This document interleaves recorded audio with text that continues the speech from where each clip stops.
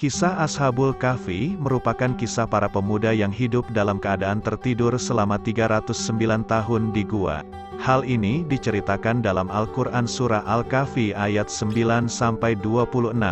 Diceritakan, kisah ini terjadi sebelum zaman Nabi Muhammad, bermula dari negeri yang bernama Afasus dengan pemimpin yang kejam dan penyembah berhala bernama Raja Dakianus. Pasalnya, ia tidak segan membunuh siapapun yang menolak untuk diajak mengikuti perintahnya dalam menyembah berhala, hingga kabar bahwa ada kumpulan para pemuda yang menolak mentaati perintahnya pun terdengar olehnya. Para pemuda tersebut menyebutkan alasan mereka menolak menyembah berhala karena hanya ingin beribadah kepada Allah. Raja Dakianus pun tidak tinggal diam dan mulai menawarkan keuntungan bagi mereka, seperti harta hingga jabatan agar mau menyembah berhala. Namun, mereka tetap teguh pada pendiriannya dan menolak semua tawaran menggiurkan dari Raja Dakianus. Keteguhan para pemuda tersebut diceritakan dalam surah Al-Kahfi ayat 13-14.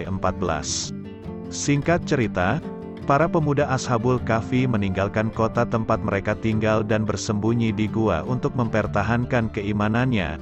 Mereka bersembunyi di Gua Rojib yang lokasinya berada sekitar 8 km dari Aman, Yordania.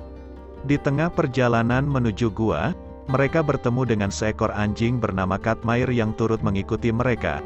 Di gua tersebut, para pemuda dalam kisah Ashabul Kahfi bisa bebas beribadah kepada Allah sekaligus memohon perlindungan agar terhindar dari kejaran tentara Raja Dakianus.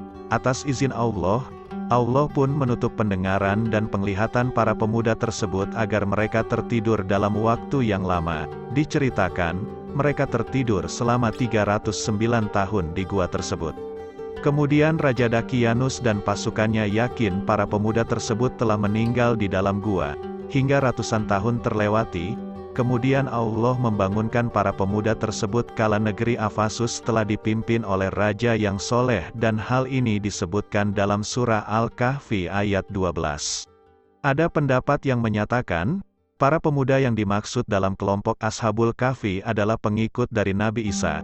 Namun, jumlah mereka masih belum diketahui secara pasti, antara 5 atau 7 orang.